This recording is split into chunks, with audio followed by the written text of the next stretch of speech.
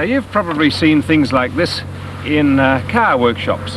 They can lift up engines of a car, one man can.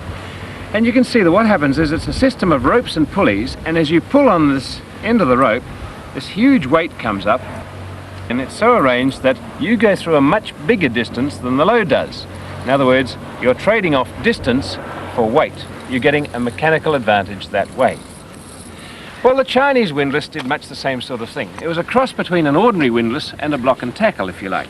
You see, the ordinary windlass operated just like this.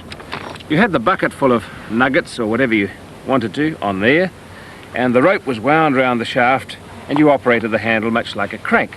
Now you can see the miner's working like this. His hands are going through a very big distance compared with that of the load, so he can lift a much bigger load than he would ordinarily be able to do. That's his mechanical advantage.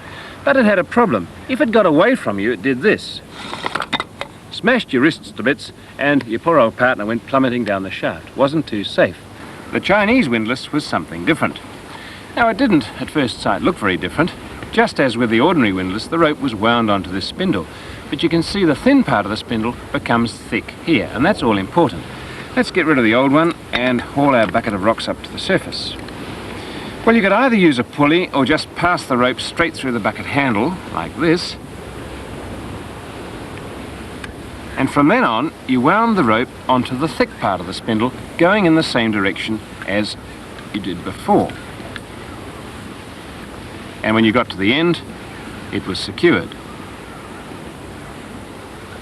And that's the finished article. Let's see how it works. Put it back in the cradle. Now it's very cunning. You can see if I'm going to lower that bucket down, the rope is coming off the thick part, just as it did before, but it's also being wound onto the thin part. In other words, the amount of rope being let out is very small indeed, despite the fact that my hands are going round and round and round on the handle. In other words, the mechanical advantage is huge. You go through a great distance compared with the load, and you can lift a much bigger one. You can see, coming up again, the rope is coming off the little spindle, but it's coming onto the big one, so the bucket goes up a small distance compared with the distance that you're travelling. And it had another advantage too. If it got away from you, it couldn't do much damage. The mechanical advantage is so huge that even that great weight there doesn't spin the handle round and round and round. So even if you're a Chinese child, you could operate this windlass, lowering great big people or great loads of rocks up and down the mine shaft with complete safety and great efficiency. And that was the Chinese windlass.